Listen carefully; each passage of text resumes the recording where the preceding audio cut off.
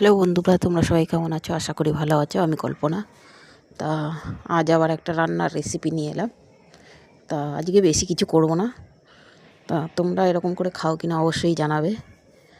আমি আজকে করছি হচ্ছে উচ্ছে পাতা দিয়ে বড়া। দেখো, বড়া করার জন্য ভালো করে আগে এটা আমার মায়ের খাওয়ার ইচ্ছা, তাই আমি করে দিলাম। যাই হোক, আমারও খেতে ভালো লাগে। উচ্ছে পাতা তুলে এনে দিয়েছে আমার মা, ধুয়ে ভালো করে নিয়েছি আমি। দিয়ে বেসনটাকে একটু দুটো কাঁচা লঙ্কা ভেঙে দিয়ে, তোমরা শুকনো লঙ্কার গুঁড়িও দিতে পারো, আমি শুকনো লঙ্কার গুঁড়ি খাই না বলে দিইনি। দুটো কাঁচা লঙ্কা ভেঙে ওর মধ্যে একটু নুন দিয়ে আর লঙ্কাটা দিয়ে ভালো করে ফেটিয়ে নিয়েছি। দিয়ে চুবিয়ে গোটা গোটা উচ্ছে পাতাই এরকম বেসনে চুবিয়ে ছেড়ে দেবো। দিয়ে বেশ মুচমুচে করে ভেজে নেবো। গরম ভাতের সাথে বেশি ভালো লাগে, খেয়ে দেখবে করে। যদি ভালো না লাগে তখন বলবে আমাকে। দিয়ে এই যে একসাথে 3টে দিয়ে দিলাম, পরে আরগুলো সেঁকে নেবো লাল লাল করে। আর করব হচ্ছে আজকে মাছের ঝাল বলতে সর্ষে দিয়ে পোস্ত দিয়ে একটা মাছের ঝাল করব।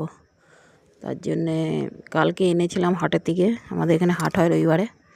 তা হাটের থেকে এনে রেখেছিলাম, ফ্রিজে ভরে রেখে দিয়েছিলাম। খয়রা মাছের ঝাল করব পোস্ত দিয়ে, আর খয়রা মাছ দিয়ে ঝাল। পোস্ত সর্ষে আমি শিলে বেটে নিয়েছি, মিক্সচারে বাটলে আবার তেতো লাগে, তার জন্য একটু নুন দিয়ে শিলেই বেটে নিয়েছি। দিয়ে ওইটাকে আগে ভেজে নিয়ে এই কড়াইতেই করে দেবো, কেননা আমি ভাজা তেল তুলে রাখি না, ওর জন্য অল্প তেলের মধ্যেই বড়াগুলো করে নিচ্ছি। বড়াগুলো অল্প তেলের মধ্যে করে নিয়ে এইগুলো করা হয়ে গেলে এই যে মাছগুলো ভেজে নিলাম আমি, মাছগুলো ভেজে নেব। আর পোস্ত আর সর্ষে আগেই বেটে রেখেছি, কাঁচা লঙ্কা 4টে। এবার তোমরা যদি কম ঝাল খাও সেরকম দেবে।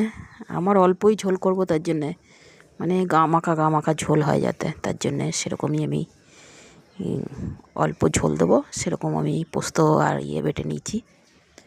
পরিমাণ মতন কাঁচা লঙ্কা দিয়েই করব।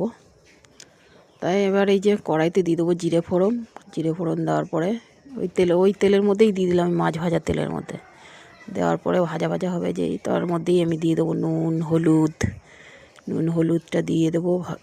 কেননা আমি ওই মশলাটা বেশি ভাজবো না, ভাজলে আবার সর্ষে পোস্ত তো তিতো লাগতে পারে, তাই বেশি ভাজবো না। তার জন্য তেলের উপরেই এগুলো দিয়ে দিচ্ছি, কাঁচা গন্ধটা চলে যাবে।